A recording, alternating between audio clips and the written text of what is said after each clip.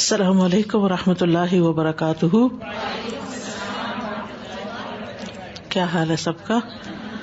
الحمد للہ. انشاءاللہ آج ہم پیج نمبر 952 سے شروع کریں گے. نحمده ونصلی علی رسولہ الکریم، اما بعد فاعوذ باللہ من الشیطان الرجیم.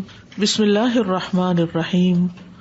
رب اشرح لی صدری ویسر لی امری واحلل عقدۃ من لسانی یفقہوا قولی. وقد ابتلی اللہ عبادہ بالاسباب وجعل لها ثلاثۃ احوال. اور تحقیق آزمایا ہے اللہ رب العزت نے اپنے بندوں کو اسباب کے ذریعے. وجعل لها اور بنائے ہیں ان اسباب کے ثلاثۃ احوال، تین حالات، یعنی اسباب کے تین حالات ہیں، تین سچویشنز ہیں. الاول، نمبر 1، ان اللہ سبحانہ خلق اسباب الحلال و اسباب الحرام. بے شک اللہ تعالی نے اسباب حلال کے بھی بنائے ہیں، یعنی حلال کے بھی مینز ہیں اور حرام کے بھی. حلال حاصل کرنے کے بھی ذرائع ہیں اور حرام تک پہنچنے کے بھی ذرائع ہیں، اسباب ہیں. فَيَسْتَطِيعُ الْإِنسَانُ أَن يَكْسِبَ الْمَالَ بِالْحَرَامِ عَن طَرِيقِ الرِّبَا وَالْغِشِّ. تو انسان حرام طریقے سے مال کما سکتا ہے، یکسب کمائی کر سکتا ہے، عن طریق الربا سود کے ذریعے سے، والغش اور دھوکہ دے کر، والکذب اور جھوٹ بول کر، والسرقہ اور چوری کر کے، وبیع المحرمات اور حرام چیزیں بیچ کر، حرام چیزوں کی سیل سے، کالخمری جیسے شراب، والخنزیری اور خنزیر، والصور اور تصویریں، ونحوہما اور اسی طرح کی دوسری چیزیں. تو ان طریقوں سے انسان جو کمائی کرتا ہے وہ اس کی کمائی حرام ہو جاتی ہے. کرتا تو اس میں بھی محنت ہے، چوری کے لیے بھی محنت لگتی ہے، جھوٹ گھڑنے پر بھی دماغ لگتا ہے، دھوکہ دینے کے لیے بھی انسان کو سمارٹ ہونا پڑتا ہے، اسی طرح سود کا لین دین اور باقی بھی غلط طریقوں سے کمایا ہوا مال. وَيَسْتَطِيعُ أَن يَكْسِبَ الْمَالَ بِالْحَلَالِ اور وہ استطاعت رکھتا ہے کہ مال کو حلال طریقے سے کما سکے، حسب امر اللہ اللہ کے حکم کے مطابق، بالبیع والشراء والإجارة ونحو ذلك جیسے تجارت، خرید و فروخت، شراء ٹریڈ، اجارہ کرایوں کی آمدنی، لیز پہ چیزیں دینا، کرائے پر دینا، ونحو ذلک اور اسی طرح دیگر طریقے. لیکن الشیطان یخدع الانسان لیکن شیطان انسان کو دھوکہ دیتا ہے، ویقول له بکسب الحرام یزداد رزقک کہ حرام کمائی سے تمہارے رزق میں اضافہ ہو جائے گا، حرام طریقہ اختیار کرو تو زیادہ پروفٹ ملے گا، زیادہ آمدنی ہو جائے گی. وَبِكَسْبِ الْحَلَالِ يَقِلُّ رِزْقُكَ اور حلال کمائی سے تمہارے رزق میں کمی ہو جائے گی، اس میں تمہارا پروفٹ کم ہوگا. لیکن اللہ یجعل البرکۃ فی القلیل لیکن انسان یہ بھول جاتا ہے کہ اللہ سبحانہ وتعالی تھوڑے میں بھی برکت ڈال دیتا ہے. حلال کی تھوڑی آمدنی میں بھی برکت ہوتی ہے، جبکہ حرام کی کثرت بھی انسان کو اس کی ضروریات پوری کرنے کے لیے کافی نہیں ہوتی. وَيَجْعَلُ فِي الْقُلُوبِ السَّكِينَةَ اور سب سے بڑی بات یہ کہ اللہ تعالی دلوں میں سکون پیدا کر دیتا ہے، حلال کمائی سے دلوں کے اندر سکون آ جاتا ہے. وَبِكَسْبِ الْحَرَامِ تَخْرُجُ الطُّمَأْنِينَةُ مِنَ الْقَلْبِ اور حرام کمائی کے ذریعے دل سے اطمینان نکل جاتا ہے، خارج ہو جاتا ہے، آؤٹ ہو جاتا ہے. وَتُرْفَعُ الْبَرَكَةُ وَالرَّحْمَةُ اور برکت اور رحمت اٹھا لی جاتی ہے اس میں سے. الشیطان یعدکم الفقر ویأمرکم بالفحشاء واللہ یعدکم مغفرۃ منہ وفضلا واللہ واسع علیم. شیطان تم سے محتاجی کا وعدہ کرتا ہے اور تمہیں بے حیائی کا حکم دیتا ہے، اور اللہ تم سے مغفرت کا وعدہ کرتا ہے اپنی طرف سے اور فضل کا، اور اللہ وسعت والا، بہت علم والا ہے. الشیطان یعدکم الفقر ویأمرکم بالفحشاء واللہ یعدکم مغفرة منہ وفضلا واللہ واسع علیم. تو ایک بات یہ ہو گئی، اس سے کیا سمجھا؟ کہ اللہ سبحانہ وتعالیٰ نے دونوں طرح کی اسباب پیدا کیے ہوئے، حلال سے بھی کما سکتا ہے انسان اور حرام سے بھی کما سکتا ہے، دونوں میں کوشش لگتی ہے.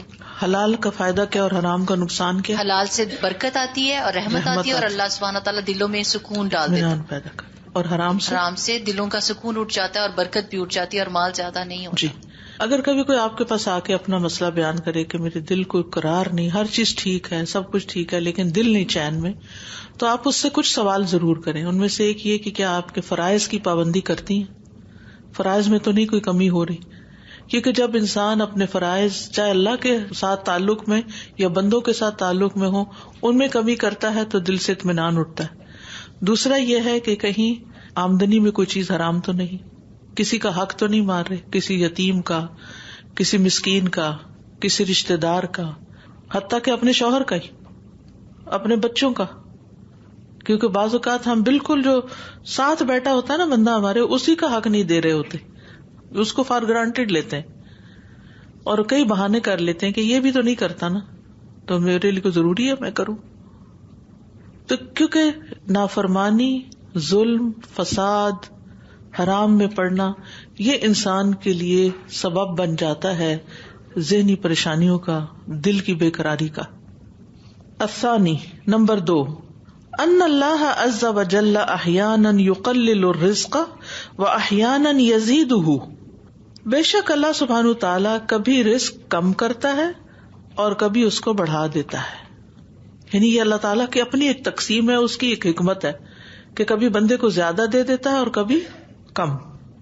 کما قال سبحانہ، جیسے کہ اللہ تعالیٰ کا فرمان ہے، لِكَيْ لَا تَأْسَوْا عَلَى مَا فَاتَكُمْ وَلَا تَفْرَحُوا بِمَا آتَاكُمْ وَاللَّهُ لَا يُحِبُّ كُلَّ مُخْتَالٍ فَخُورٍ.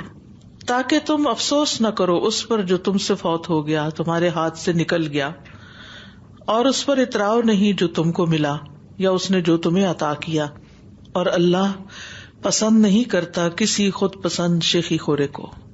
اللہ کو ایسے لوگ پسند نہیں ہیں کہ جو مال ملنے پر متکبر ہو جائیں، اپنے آپ کو بڑی چیز سمجھنے لگیں اور فخر کرنے لگیں، دوسروں کو حقیر سمجھنے لگیں. اور اسی طرح اگر کوئی چیز ان کے پاس نہیں ہے تو اس پر وہ حد سے زیادہ اپسٹ ہو جائیں اور افسوس کرنے لگیں اور اللہ کی نعمتوں کو بھول ہی جائیں. فلا تحزنوا عند فقد المال، تو غم نہ کرو مال کے کم ہونے پر. ولا تتکبروا وتبطروا عند کثرتہ، اور تکبر اور فخر نہ کرو اس کے زیادہ ہونے پر. اللہ اکبر. فالارزاق بید اللہ، کیونکہ رزق اللہ کے ہاتھ میں ہے.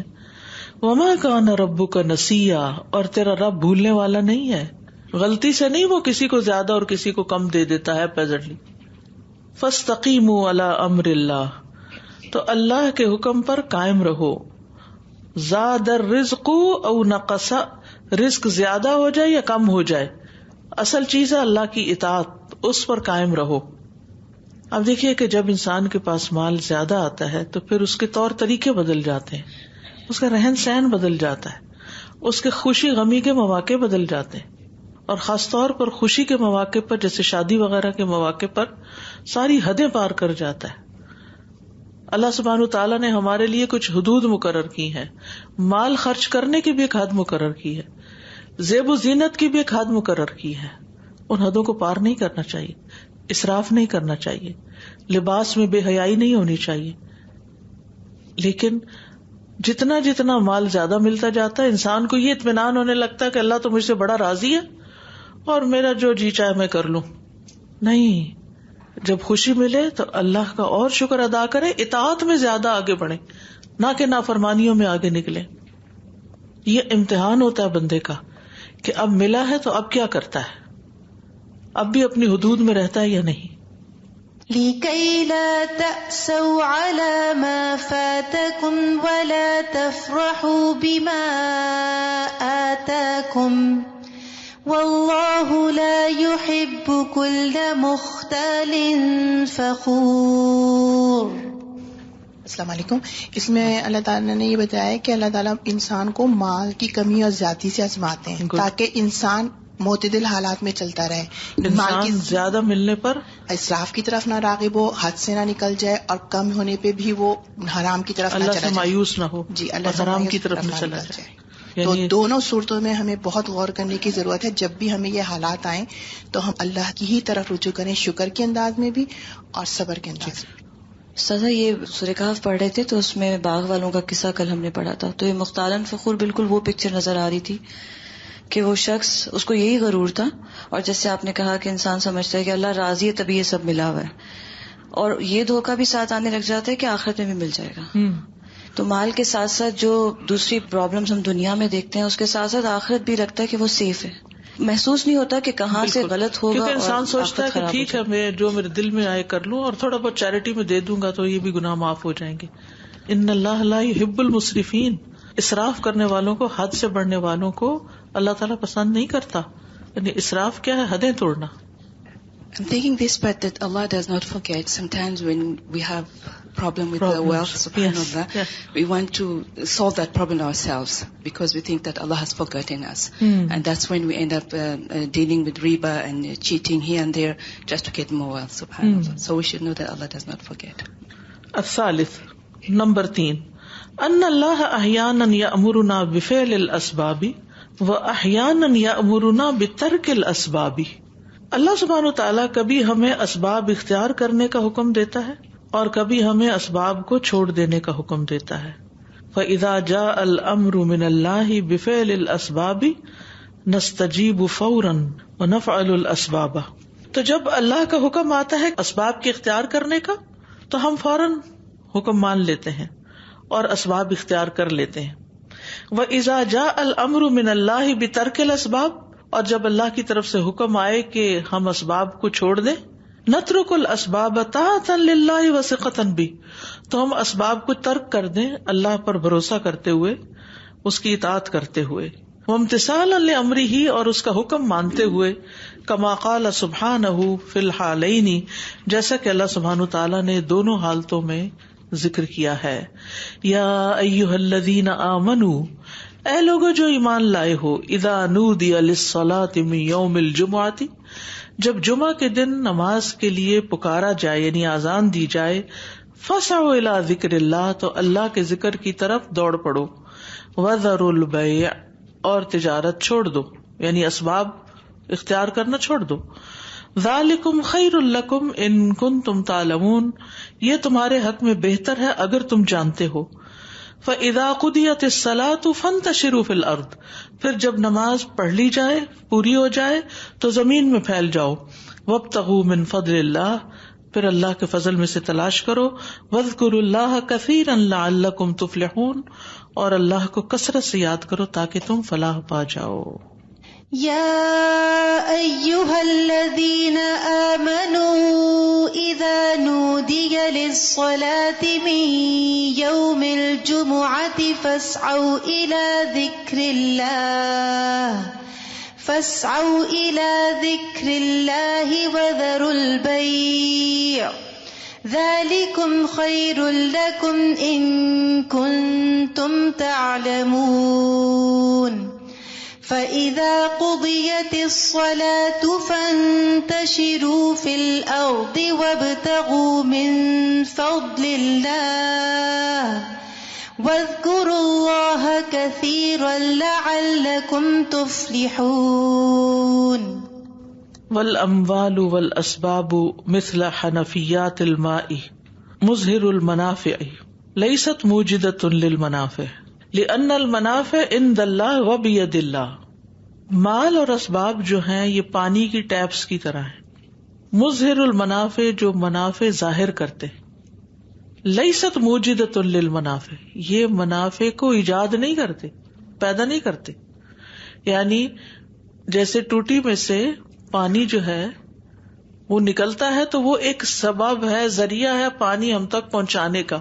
وہ خود پانی پیدا نہیں کر رہی یا خود اپنے اندر کہیں سے نہیں بھر رہی, وہ ایک ذریعہ ہے ہم تک لانے کا. اسی طرح کوئی بھی چیز جو سبب ہوتی ہے، کوئی کاروبار ہے، جاب ہے، وہ ایک ذریعہ ہے آمدنی کا، نہ کہ وہ خود کچھ پیدا کر رہا ہے. لأن المنافع عند اللہ وبید اللہ، یہ بات یاد رکھنے کی ہے کہ نفع جو ہیں وہ تو اللہ کے ہاتھ میں ہے اور اللہ کی طرف سے ہیں.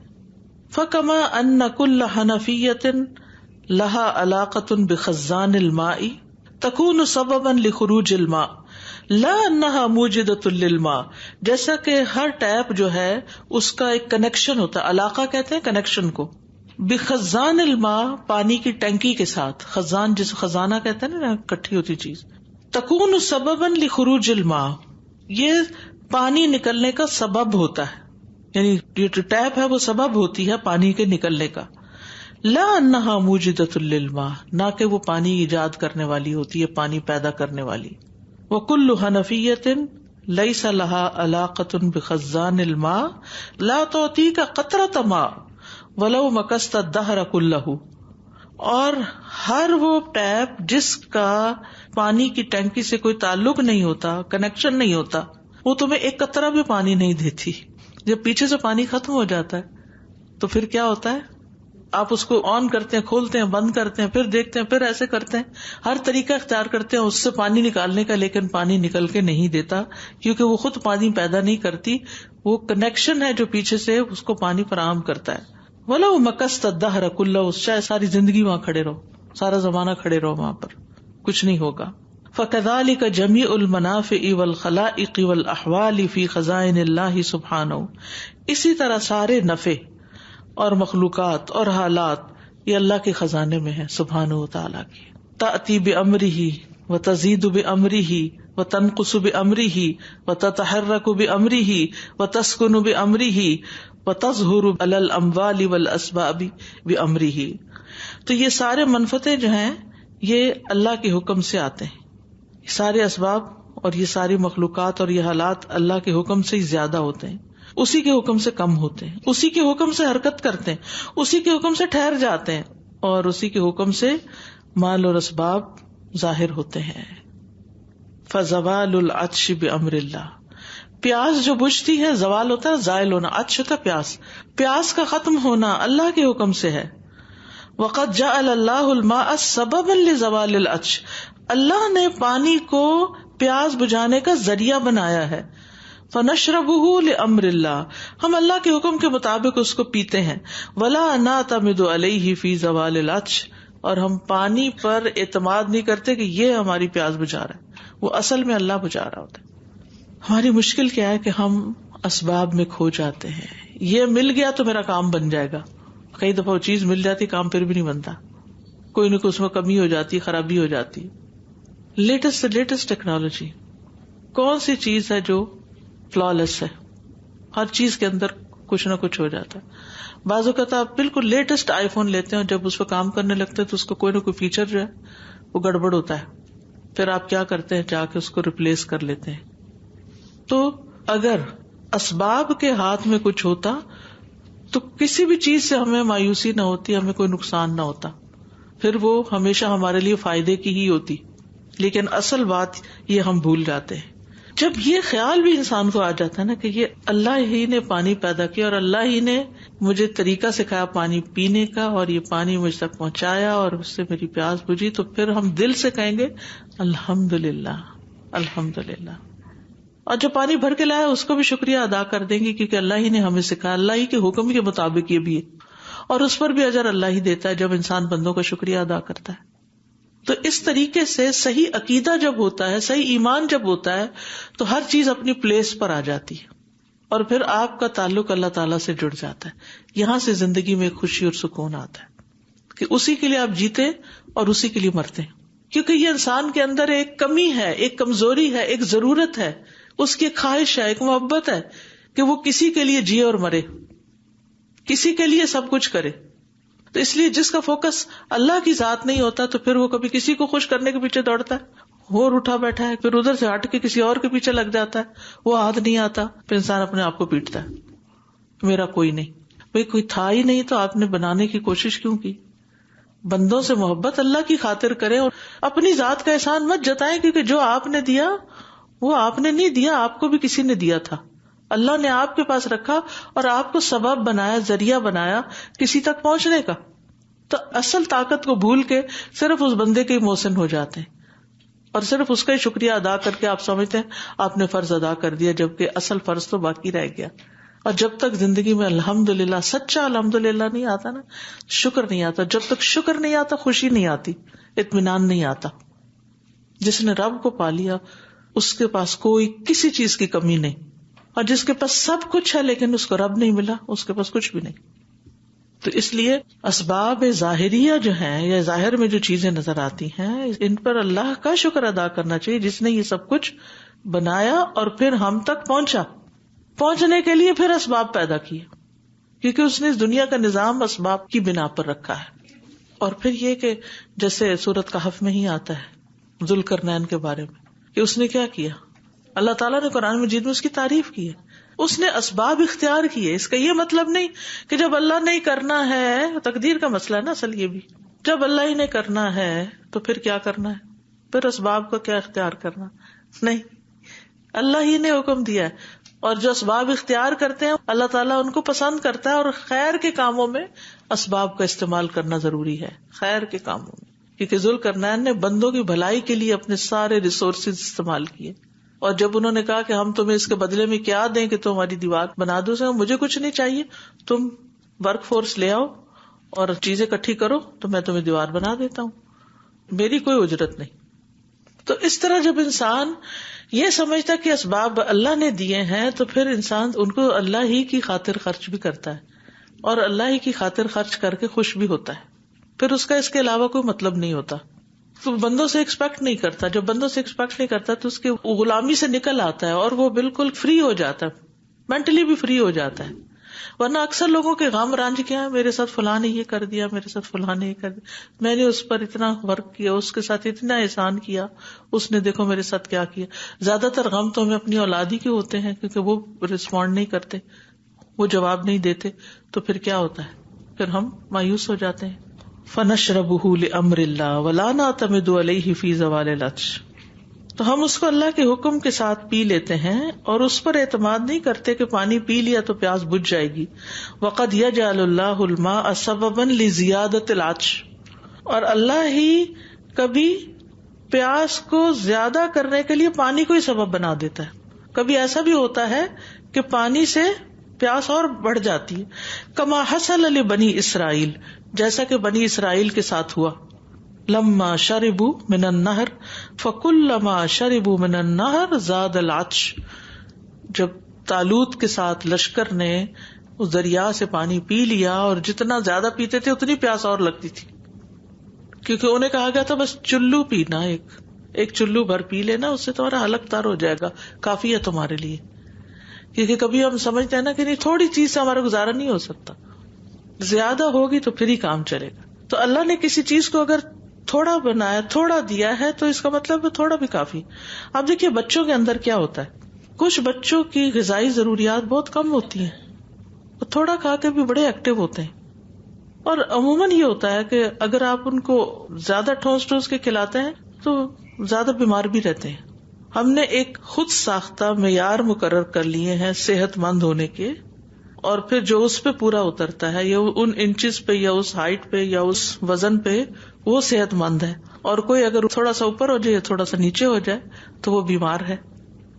اس طرح سارے ریسلر جو ہیں وہ سب بیمار ہیں کیونکہ وہ اس اسٹینڈرڈ ویٹ کے اوپر پورے نہیں اترتے, لیکن طاقت انہی میں سب سے زیادہ ہے.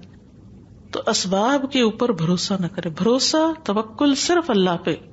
فزوال العطش بامر اللہ وحدہ, تو پیاس کا بجھنا ایک اللہ اکیلے کے حکم سے ہی ہوتا ہے. والماء سبب, اور پانی سبب بن جاتا ہے. وزوال الجوع بامر اللہ وحدہ, اور بھوک کا ختم ہونا بھی اللہ اکیلے ہی کے حکم کے ساتھ ہوتا ہے. والطعام سبب, اور کھانا تو ایک ذریعہ ہے. واللہ هو الذی یطعم ویسقی کما قال سبحانہ, اور اللہ رب العزت وہی اصل میں کھلاتا ہے اور پلاتا ہے جیسا کہ اللہ سبحانہ تعالیٰ فرماتا ہے, والذی هو یطعمنی ویسقین واذا مرضت فهو یشفین, وہ جو مجھے کھلاتا ہے اور پلاتا ہے اور جب میں بیمار پڑتا ہوں تو وہ مجھے شفا عطا کرتا ہے. یہ ابراہیم علیہ السلام نے اپنے رب کے بارے میں فرمایا تھا. والذي هو يطعمني ويسقين وإذا مرضت فهو يشفين. I was thinking that, a lot of children don't realize that fruit grows on trees and bread is made with, wheat that is grown in the farms, because they think that everything comes from the grocery store, right? They don't know the source. They don't know where meat comes from. They don't like the idea of a chicken being slaughtered, but they love to eat chicken, right? So we are so disconnected, where we get these means from, how we get these blessings. We don't even recognize the worldly origin, right? How Allah subhanahu wa ta'ala provides these. For example, children will think that water is made in the taps. They don't realize that it's coming from some source. So just like that, we forget that there is a source behind all of these blessings, and that is Allah subhanahu wa ta'ala.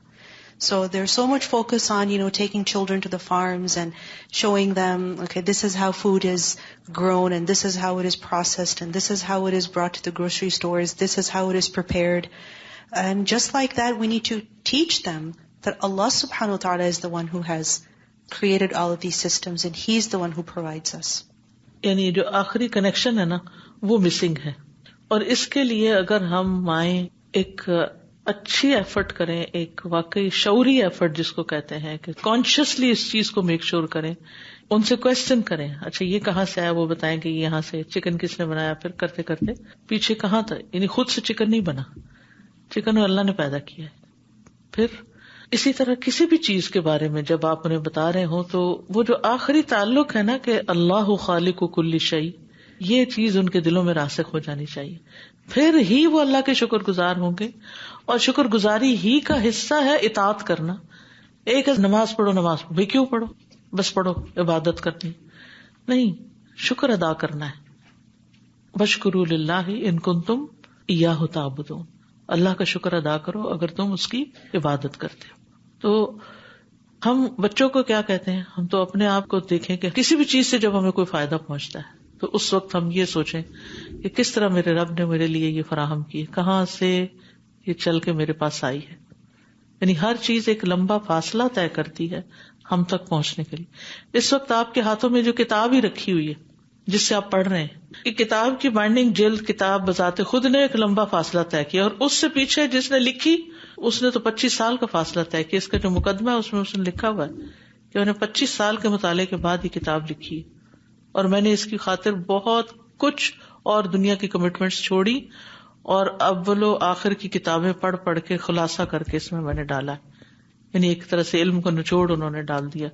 تو اب اس کے پیچھے پھر ایک اور effort ہے، کس ماں نے پیدا کیا وہ بچہ جس نے بڑے ہو کے یہ کام کیا، اور کس ماحول نے اور کس استاد نے اس کو تیار کیا کہ وہ اس طرح کے کام کرنے کے قابل ہوا، اور پھر کس نے یہ دل میں ڈالا، اور کون ہے اصل میں وہ اصل سورس کیا ہے، اوریجنل سورس کیا ہے جس کا ہم سب کو شکر گزار ہونے کی ضرورت ہے. السلام علیکم. I was thinking how important it is to teach ourselves, learn, and also children to completely rely on Allah. That even if we are weak but we want to do something for the sake of Allah, realize that Allah can do anything. If He gave us this weakness, He can also overcome. He can also give us the power to do what we want to do for His sake. SubhanAllah, we've seen this practically happen with many students who struggle, but then with their true intention, they're able to do more. And to actually rely completely and only on Allah and link everything just back to Allah.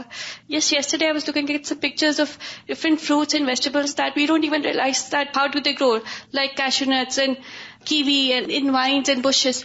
I had no idea. آپ اپنے kitchen میں جا کے دیکھیں آپ کی cupboard میں جتنے مسالے پڑے ہیں، جتنی ویجیٹیبلز ہیں فریج میں، جو فروٹس ہیں، کھانے کی جتنی چیزیں، اگر آپ سوچنا شروع کریں کہ ان کے سورس کیا ہے، فرسٹ سورس، ہمیں تو وہ بھی نہیں پتا، آگے کہاں سے سوچیں گے. سادہ جی، میں یہ سوچ رہی تھی کہ جب سے یہ ٹاپک شروع ہوا ہے تو یہ چیز دراصل ہمیں کہاں لے کر جاتی ہے؟ اسباب کے اوپر جب ہم بات کرتے ہیں تو دراصل ہمارے اندر شکر گزاری کی بہت زیادہ کمی ہے. آپ نے جیسے فرمایا نا کہ ہم اسباب میں کھوئے رہتے ہیں، تو اس کھوئے رہنے کی مختلف نوعیتیں ہوتی ہیں. کہیں تو ہم یہ کہ اسباب کا شکوہ ہی کرتے رہتے ہیں کہ ہمارے پاس اسباب ہی نہیں ہے، ہم کچھ کر ہی نہیں سکتے. کہیں ہم ٹوٹلی ان کے اوپر ڈیپینڈ کرنے لگتے ہیں، اور کہیں ہم اسباب کو فار گرانٹیڈ لینے لگتے ہیں اور ان کے شکر گزار نہیں ہوتے. تو واقعی اعتدال کی راہ اختیار کرنا کتنا ضروری ہے ہمارے لیے. صحیح راہ. والمؤمن كلما ترك اوامر اللہ سلط اللہ علیہ الکفار یؤذونہ، اور مومن نے جب بھی اللہ کے احکامات بلائے اللہ نے ان پہ کفار کو مسلط کر دیا جو پھر اس کو تکلیف دیتے ہیں. ویعذبونہ ویذلونہ حتی یعود الی ربہ فیحفظہ منہم، اور وہ اس کو عذاب دیتے ہیں اور اس کو ذلیل کرتے ہیں یہاں تک کہ وہ اپنے رب کی طرف لوٹ آتا ہے تو وہ ان سے اس کی حفاظت فرماتا ہے. فالصحابۃ فی احد لما خالفوا امرا واحدا، صحابہ نے احد میں جب ایک حکم کی مخالفت کی، رفع اللہ عنہم النصرہ، اللہ نے ان سے نصرت اپنی مدد اٹھا لی. وَأَصَابَتْهُمُ الْمُصِيبَةُ بِكَثْرَةِ قَتْلَاهُمْ، اور انہیں مصیبت پہنچی ان کے مقتولوں کی کثرت کے ساتھ، یعنی 70 ان میں سے شہید ہو گئے. وَلَمَّا اخْتَلَّ يَقِينُ بَعْضِ الصَّحَابَةِ فِي حُنَيْن، اور جب بعض صحابہ کے یقین میں کچھ خلل آیا حنین کے موقع پر، وَأَعْجَبُوا بِكَثْرَتِهِمْ، اور انہوں نے تعجب کیا اپنی تعداد کی زیادتی پر، رفع اللہ عنہم النصرہ، اللہ نے ان سے مدد اٹھا لی. فلما تجدد یقینہم علی ربہم، پھر جب ان کا اپنے رب پر یقین رینیو ہوا، اس کی تجدید ہوئی، ان کے دشمنوں پر اللہ نے ان کو مدد دی. نصرہم علی عدوہم فی الحال، وہیں پر اسی حنین کی جنگ میں ہی اللہ نے پھر ان کو کامیاب کر دیا. وَأَغْنَمَهُمْ أَعْظَمَ الْغَنَائِمِ، اور ان کو بہت بڑی بڑی غنیمتیں، جو سب سے بڑی غنیمت تھی وہ ملی یا عطا کی. وَأَمَدَّهُمْ رَبُّهُمْ بِجُنُودٍ مِّنْ عِندِهِ، اور ان کے رب نے ان کی مدد کی ایسے لشکروں کے ساتھ جو اس کے پاس سے ہی تھے. وَقَدْ بَيَّنَ اللَّهُ عَزَّ وَجَلَّ فِي الْقُرْآنِ قَصَصُ أَهْلِ الْأَسْبَابِ حَتَّى لَا نَنْخَدِعَ بِهَا وَلَا نَتَوَكَّلَ عَلَيْهَا وَلَا نَطْمَئِنَّ إِلَيْهَا. اللہ عز و جل نے قرآن میں اہل الاسباب کے قصے بیان کیے ہیں تاکہ ہم ان سے دھوکہ نہ کھائیں اور نہ ان پہ بھروسہ کریں اور نہ ان سے اطمینان حاصل کریں. ففرعون خدع بملکہ، فرعون نے دھوکہ کھایا کس سے؟ دھوکے میں پڑ گیا کس سے؟ اپنی بادشاہت سے. فطغى واستكبر وتجبر وافسد في الارض، تو اس نے کیا کیا؟ سرکشی کی اور تکبر کیا اور بڑا جبر کیا، مطلب یہ کہ ظلم کیا یا بڑا بن کے رہا. وافسد، اور فساد کیا، فی الارض، زمین میں. فماذا فعل اللہ بہ، تو اللہ نے پھر اس کے ساتھ کیا کیا؟ وقوم نوح اغتروا بکثرتہم واعتمدوا علیہا، اور قوم نوح غرور میں پڑ گئی اپنی کثرت کی وجہ سے اور اس پر انہوں نے اعتماد کیا. فاستکبروا وسخروا، تو انہوں نے کیا کیا؟ تکبر کیا اور مذاق اڑایا. فماذا فعل اللہ بہم، تو اللہ نے ان کے ساتھ پھر کیا کیا؟ وقوم عاد خدعوا بالقوۃ، قوم عاد کو اپنی قوت سے دھوکا ہو گیا، یہ خود دھوکے میں ڈال دیے گئے. وقالوا من اشد منا قوہ، کہنے لگے ہم سے بڑھ کے قوت میں اور کون ہو سکتا ہے، ہم سے زیادہ کس کی طاقت ہوگی. فکفروا وکذبوا، تو انہوں نے کفر کیا اور جھٹلایا. فماذا فعل اللہ بہم، تو اللہ نے ان کے ساتھ پھر کیا کیا؟ وقوم سبأ، اور قوم سبا، تعلقوا بالزراعۃ من دون اللہ، چمٹ گئے کھیتی باڑی سے ہی اللہ کو چھوڑ کر، اللہ کو بھول کر. فماذا فعل اللہ بہم، تو اللہ نے ان کے ساتھ کیا کیا؟ وقوم صالح خدعوا بالصناعۃ، اور قوم صالح اپنی انڈسٹری کے ساتھ دھوکا کھا گئے. ورغد العیش، اور عیش و عشرت کی فراوانی سے. فماذا فعل اللہ بہم، تو اللہ نے ان کے ساتھ کیا کیا؟ وقوم شعیب اغتروا بالاموال والتجارہ، انہیں غرور ہو گیا مال و تجارت کا. فماذا فعل اللہ بہم، تو اللہ نے ان کے ساتھ کیا کیا؟ وجمیع ہؤلاء قالوا، ان سب نے ایک ہی بات کہی تھی، العزت بہذہ الاشیاء والاسباب، کہ عزت ان چیزوں کے ساتھ ہے اور اسباب کے ساتھ ہے. کیونکہ وقتی طور پہ تو ایسا ہی ہوتا ہے نا دنیا میں کہ جس کے پاس ریسورسز زیادہ ہیں اس کی لوگ زیادہ عزت کرتے ہیں، یہ زیادہ قیمتی ریسورسز ہیں. بڑی گاڑی ہے, بڑا گھر ہے, بڑا بزنس ہے, تو زیادہ عزت کے قابل ہے. ولا حاجت لنا بالایمان والاعمال والتقوی, اور ہمیں ایمان, اعمال کرنے کی, اعمال صالحہ اور تقوی کی تو کوئی ضرورت نہیں. وکل هؤلاء عصوا رسل اللہ, ان سب لوگوں نے اللہ کے رسولوں کی نافرمانی کی. وکذبوہم وآذوہم, انہیں جھٹلایا اور ان کو اذیتیں دی. فماذا حصل لهم, تو انہیں کیا حاصل ہوا. وکیف کانت عاقبتہم, اور ان کا انجام پھر کیا ہوا. لقد دمر اللہ واہلکہم, اللہ نے ان کو برباد کر دیا, ان کو ہلاک کر دیا. وانجا رسلہ والذین آمنوا معہم, اور نجات دی اپنے رسولوں کو اور ان کو جو ان کے ساتھ ایمان لائے تھے. کما قال سبحانہ, جیسے کہ اللہ تعالیٰ کا فرمان ہے, فَكُلًّا أَخَذْنَا بِذَنبِهِ فَمِنْهُمْ مَنْ أَرْسَلْنَا عَلَيْهِ حَاصِبًا وَمِنْهُمْ مَنْ أَخَذَتْهُ الصَّيْحَةُ وَمِنْهُمْ مَنْ خَسَفْنَا بِهِ الْأَرْضَ وَمِنْهُمْ مَنْ أَغْرَقْنَا وَمَا كَانَ اللَّهُ لِيَظْلِمَهُمْ وَلَكِنْ كَانُوا أَنفُسَهُمْ يَظْلِمُونَ. تو ہر ایک کو ہم نے ان کے گناہوں کی وجہ سے پکڑا. فَكُلًّا أَخَذْنَا بِذَنبِهِ, پکڑ کا سبب کیا تھا؟ گناہ. فمنہم, تو ان میں سے کچھ ایسے تھے, من ارسلنا علیہ, جس پر بھیجا ہم نے حاصبہ, پتھروں کی بارش. ومنہم من اخذتہ الصیحہ, اور ان میں سے کچھ ایسے تھے جن کو چنگاڑ نے پکڑ لیا. ومنہم من خسفنا بہ الارض, اور ان میں سے بعض ایسے تھے جن کو ہم نے زمین میں دھنسا دیا. ومنہم من اغرقنا, اور ان میں سے بعض کو ہم نے ڈبو دیا. وما کان اللہ لیظلمہم, اور اللہ ایسا نہیں کہ ان پہ ظلم کرتا. وَلَكِنْ كَانُوا أَنفُسَهُمْ يَظْلِمُونَ, لیکن وہ اپنی جانوں پر خود ہی ظلم کرتے تھے. فَكُلًّا أَخَذْنَا بِذَنبِهِ فَمِنْهُمْ مَنْ أَرْسَلْنَا عَلَيْهِ حَاصِبًا وَمِنْهُمْ مَنْ أَخَذَتْهُ الصَّيْحَةُ وَمِنْهُمْ مَنْ خَسَفْنَا بِهِ الْأَرْضَ وَمِنْهُمْ مَنْ أَغْرَقْنَا وَمَا كَانَ اللَّهُ لِيَظْلِمَهُمْ وَلَكِنْ كَانُوا أَنفُسَهُمْ يَظْلِمُونَ. واللہ عز وجل ارسل الانبیاء والرسل الى الناس, اللہ عز و جل نے انبیاء اور رسولوں کو لوگوں کی طرف بھیجا. یدعونہم الی عبادۃ اللہ وحدہ, جو ان کو ایک اللہ کی عبادت کی طرف بلاتے ہیں. وبذالک یستفیدون من قدرت اللہ, اس طرح وہ اللہ کی قدرت سے استفادہ کرتے ہیں. ومن خزائن اللہ, اور اللہ کے خزانوں سے.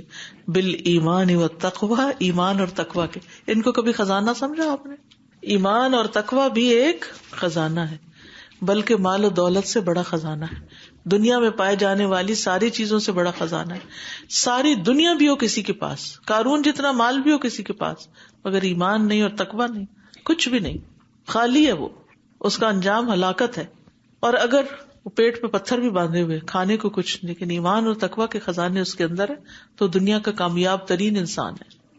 فمن اطاع اللہ اکرمہ, تو جس نے اللہ کی اطاعت کی اللہ نے اس کو عزت بخشی. ومن عصاہ عذبہ, اور جس نے نافرمانی کی اللہ نے اس کو عذاب دیا. وعند القیام بالدین یأتی البلاء والاختبار, اور دین کو قائم کرنے کے وقت آزمائشیں بھی آتی ہیں اور امتحان بھی ہوتے ہیں. اختبار عربی میں امتحان کو کہتے ہیں, خبر لینا. فمن صبر فاز وافلح, جس نے صبر کیا کامیاب ہوا, فلاح پا گیا.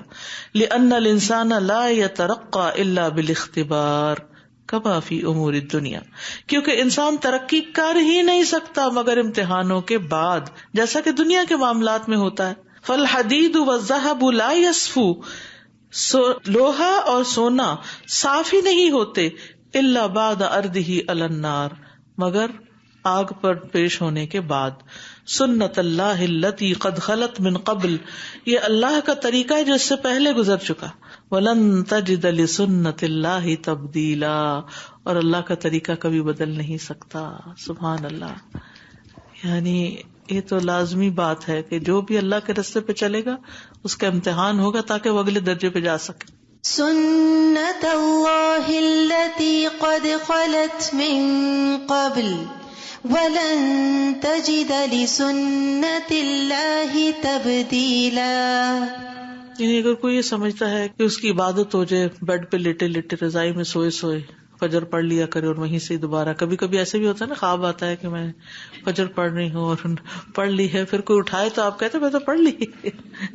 تو ایسے تو نہیں نا، امتحان ہے کہ صبح نیند چھوڑتے ہیں کہ نہیں، اور پھر صحیح وقت پہ پڑھتے ہیں یا بالکل سورج کے کنارے پہ پڑھتے ہیں. اسی طرح آپ علم حاصل کرتے ہیں تو آپ کی لوگ مخالفت کرنا شروع کر دیتے. آپ پڑھانے لگتے تو اس سے بھی زیادہ مخالفت شروع ہو جاتی. آپ کوئی اور کام کرنے لگتے ہیں، یعنی اس علم کی روشنی میں جو اللہ نے آپ کو دیا، عمل کا کوئی اور طریقہ اختیار کرتے ہیں تو اور مشکل کھڑی ہو جاتی. یعنی یہ نہیں ہوتا کہ دنیا میں انسان کو اسباب بھی مل جائیں تو اس کا امتحان نہ ہو. اسباب کے پردے میں بھی امتحان ہوتا ہے، ان کا ملنا بھی اور ان کا کم ہونا بھی. وضعیف الایمان وقوی الایمان، کمزور ایمان والا اور قوی ایمان والا. لکل منہما ابتلاء، ہر ایک کے لیے امتحان ہے. یخصہ حسب ایمانہ، جو اس کے ساتھ خاص ہے اس کے ایمان کے مطابق. کسی کا کم امتحان ہوتا ہے، کسی کا زیادہ ہوتا ہے.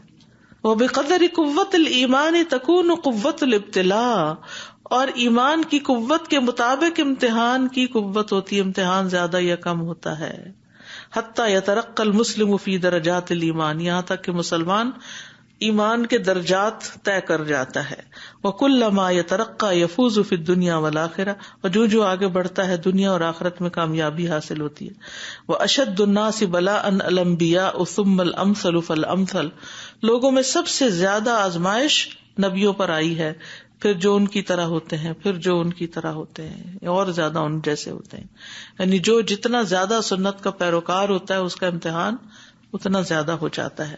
قال اللہ تعالی، اللہ تعالیٰ کا فرمان ہے، وَلَنَبْلُوَنَّكُمْ حَتَّى نَعْلَمَ الْمُجَاهِدِينَ مِنْكُمْ وَالصَّابِرِينَ وَنَبْلُوَ أَخْبَارَكُمْ، اور ہم ضرور آزمائیں گے تمہیں، یہاں تک کہ ہم جان لیں کہ تم میں سے مجاہد کون ہے اور صابر کون ہے، اور ہم تمہارے حالات کو آزماتے رہیں گے. وَلَنَبْلُوَنَّكُمْ حَتَّى نَعْلَمَ الْمُجَاهِدِينَ مِنْكُمْ وَالصَّابِرِينَ وَنَبْلُوَ أَخْبَارَكُمْ. عن سعد بن ابی وقاص قال قلت یا رسول اللہ ای الناس اشد بلاء. سعد بن ابی وقاص کہتے ہیں کہ میں نے عرض کیا اللہ کے رسول، لوگوں میں سب سے زیادہ آزمائش کس پہ آتی ہے؟ قال الانبیاء، نبیوں پہ آتی ہے. ثم الامثل، پھر ان جیسے جو ہوتے ہیں. فالامثل، یا ان سے بھی اور زیادہ آگے ان جیسے ہوتے ہیں. فیبتلی الرجل علی حسب دینہ، انسان کو اس کے دین کے مطابق امتحان میں ڈالا جاتا ہے. فإن کان دینہ صلبا، اگر اس کا دین مضبوط ہوتا ہے، اشتد بلاؤہ، تو اس کی آزمائش بھی سخت ہوتی ہے. وإن کان فی دینہ رقۃ، اور اگر اس کے دین میں کمزوری ہوتی ہے، ابتلی علی حسب دینہ، تو اپنے دین کے مطابق آزمایا جاتا ہے. فما یبرح البلاء بالعبد، تو بندے پہ آزمائش آتی رہتی، حتی یترکہ یمشی علی الارض ما علیہ خطیئۃ، یہاں تک کہ وہ زمین پہ اس طرح چل رہا ہوتا ہے کہ اس پہ ایک بھی گناہ نہیں باقی رہتا، بالکل دھل جاتا، صاف ہو جاتا ہے. والاسباب کلھا مخلوقۃ مأمورۃ، اسباب تو سارے کے سارے پیدا شدہ ہیں، اللہ نے ان کو پیدا کیا ہے. مأمورۃ، ان کو حکم دیا ہے، ان کی پروگرامنگ بھی اللہ نے کی ہے کہ کس چیز کو کیسے کام کرنا ہے. مملوکۃ للہ عز وجل، سارے اللہ عز وجل کے اختیار میں ہیں، قدرت میں، قبضے میں ہیں. وقد امرنا اللہ عز وجل بفعل الاسباب، اللہ سبحانہ وتعالی نے ہمیں اسباب اختیار کرنے کا حکم دیا. لأننا فی دار الاسباب، کیونکہ ہم اسباب کے گھر میں ہیں، کیونکہ یہ دنیا کیا ہے؟ دار الاسباب ہے. وَإِذَا أَرَدْنَا فِعْلَ الْأَسْبَابِ فَلَا بُدَّ مِنَ الْعِلْمِ بِأُمُورٍ، اور جب ہم اسباب اختیار کرنا چاہیں تو پھر ہمیں کچھ چیزوں کا خیال رکھنا چاہیے. احدها، نمبر 1، ان نفعل الاسباب ولا نتوکل علیہا، اسباب اختیار کریں لیکن ان پہ بھروسہ نہ کریں. بل نتوکل علی اللہ وحدہ، بلکہ اللہ رب العزت پہ بھروسہ کریں. مثلا ہمیں کہیں جانا ہے تو ہمیں سواری چاہیے، ٹھیک ہے، اللہ آپ کو گاڑی دے دیتا، آپ گاڑی میں بیٹھتے ہیں تو پہلا کام کیا کرنا چاہیے؟ دروازہ کھولتے ہوئے کیا کرنا چاہیے؟ چابی لگاتے ہوئے کیا کرنا چاہیے؟ اور سفر کی دعا پڑھنی چاہیے. آپ کو اللہ نے دیا چیز تو اللہ کو یاد کر کے اس سبب کو استعمال کریں، اور پھر اس بات کی فکر کریں کہ یہ سارا کچھ اللہ ہی کے رستے میں استعمال ہو، یہ گاڑی اللہ ہی کے رستے میں استعمال ہو، نافرمانی اور حرام کاموں میں نہیں. الثانی نمبر 2، اللہ نجل الشیء سببا الا بعلم، ہم کسی سبب کو اختیار نہ کریں مگر علم کے ساتھ. مثلاً آپ کو کسی نے کہا کہ آپ کے سر میں درد ہے، فلاں دوا پی لیں، ٹھیک ہے. اب دوا کیا بننے والی ہے؟ سبب. اب پینے سے پہلے آپ کیا کریں گے؟ علم حاصل کریں گے، اس کی انگریڈینٹس کیا ہیں، ٹھیک ہے، حلال ہے یعنی ایکسپائری ڈیٹ کیا ہے، اور اس میں کوئی ایسی چیز تو نہیں مجھے جس سے الرجی ہو. بعض لوگوں کو پینسلین سے ہوتی ہے، بعض لوگوں کو کسی اور چیز سے ہوتی ہے. تو اینٹی بایوٹک بھی آپ لینے لگے ہیں تو آپ کو علم کے ساتھ ہی لینی پڑے گی. یعنی اندھا دھند اسباب کو اختیار نہ کریں بلکہ سوچ سمجھ کے کریں، حلال ذریعے اختیار کریں، ٹھیک ہے. فمن اثبت شیئا سببا بلا علم او خالف الشرع کان مبطلا کمن یظن ان النظر سبب فی دفع البلاء. تو جو کسی چیز کو ثابت کرتا ہے سبب بنا کر بغیر علم کے، یہ شریعت کی مخالفت کرتا ہے تو وہ باطل ہو جاتی ہے. جس طرح انسان یہ سمجھتا ہے کہ نظر جو ہے، نظر ماننا وہ بلاؤں کو دور کرنے کا ذریعہ ہے، وہ حصول النعماء اور نعمتیں حاصل کرنے کا ذریعہ ہے. وقد ثبت شرعا، حالانکہ ثابت ہو چکا ہے شریعت میں، ان النظر لا یاتی بخیر، کہ نظر ماننے سے کوئی خیر نہیں آتی. وانما یستخرج من البخیل، اس طرح بخیل سے کچھ مال نکلوا لیا جاتا ہے. شکر آپ نظر کا سارا باب پڑھ چکے ہیں تو آپ کو یہ بات میری جلدی سمجھ آ گئی، ورنہ تو اعتراض شروع ہو جانا تھا کہ ہم تو ساری زندگی نظر مانتے آئے ہیں اور اب آپ یہ کہہ رہی ہیں. الثالث نمبر 3، ان السبب المعین وحدہ لا یستقل بحصول المطلوب. یہ بھی یاد رکھیے کہ صرف ایک معین طریقہ ہی کسی چیز کو حاصل کرنے کا ذریعہ نہیں ہوتا. یعنی کوئی صرف ایک ون سنگل سبب ہی آپ کو نہیں پہنچاتا. مثلا گاڑی ہے تو گاڑی میں پیٹرول بھی ہونا چاہیے، پانی بھی ہونا چاہیے، آپ کے پاس میپ بھی ہونا چاہیے، آپ کو ڈرائیونگ بھی آنی چاہیے، یا پھر کوئی ڈرائیور ہونا چاہیے، تب آپ وہاں پہنچیں گے. خالی ایک لیٹسٹ گاڑی آپ دروازے پہ کھڑی کر لیں، خالی ایک چیز تو نہیں چاہیے، ٹھیک ہے. بل لا بد مع من اسباب اخر، بلکہ دوسرے اسباب کا اختیار کرنا بھی ضروری ہے. وما ھذا فلھا موانع، اس کے باوجود کچھ رکاوٹیں بھی ہوتی ہیں. فاذا لم یکمل اللہ الاسباب، تو جب تک اللہ اسباب کو مکمل نہ کرے، ویدفع الموانع، اور رکاوٹیں دور نہ کرے. کہ غور کیجئے، دو باتیں، اسباب کا مہیا ہونا اور رکاوٹوں کا دور ہونا. مثلاً پیٹرول پمپ قریب ہے، گیس اسٹیشن قریب ہے، اور گاڑی بھی ہے، ڈرائیور بھی، سارے اسباب مکمل، آپ کی جیب میں پیسے نہیں ہیں، آپ کا کارڈ کہیں مس پلیس ہو گیا، اب کیا کریں گے؟ تو موانع یعنی رکاوٹیں جب تک اللہ دور نہ کرے تو بہترین سے بہترین چیز سے بھی آپ فائدہ نہیں اٹھا سکتے. وَيَدْفَعُ الْمَوَانِعَ لَمْ يَحْصُلِ الْمَقْصُودُ فَمَا شَاءَ اللَّهُ كَانَ وَمَا لَمْ يَشَأْ لَمْ يَكُنْ. جو اللہ چاہتا ہے ہوتا ہے، جو نہیں چاہتا نہیں ہوتا. الرابع نمبر 4، ان الاعمال لا يجوز ان يتخذ منها شيء سببا، کہ اعمال میں جائز نہیں کہ ان میں سے کسی چیز کو سبب بنایا جائے، الا ان تكون مشروعۃ، مگر یہ کہ وہ مشروع ہوں یعنی جو جائز ہوں. فکما جعل اللہ الماء سببا للحیات والانبات، تو جس طرح اللہ نے پانی کو زندگی اور پودے اگانے کا ذریعہ بنایا، گروتھ کا ذریعہ بنایا، فقد جعل اللہ الشفاعۃ والدعاء سببا لما یقضی بذلک، اسی طرح اللہ نے سفارش کو، دعا کو بھی سبب بنایا ہے جس چیز کا وہ فیصلہ کرتا ہے. یعنی ہم اسباب میں عام طور پر صرف مادی اسباب کو ہی لیتے ہیں، ٹھیک ہے، دعا چھوڑ دیتے ہیں، یا بعض اوقات کسی اور سے نہیں کہتے کہ تم بھی دعا کرو، یہ شفاعت ہی ہوتی ہے نا ایک طرح سے. فلا يجوز للانسان ان يشرك بالله فيدعو معه غيره، تو جائز